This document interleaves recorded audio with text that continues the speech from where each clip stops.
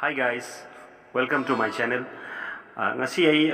financial literacy ki matang da karium khadang haijage. Financial literacy haibasi akhoi normal larik tambaga akhoi education literacy ga adu financial literacy khadam khene. Masi larik tamba tamdabagi makha ponde masi larik haitaba mishu adum masi gi matang da haishingba pasha se kamai tawraga pasha ji chakhola hangedagi kamai na tawraga pasha si sinaraga na tagi invest tawraga akhoi gi pasha si bu amkhana improvement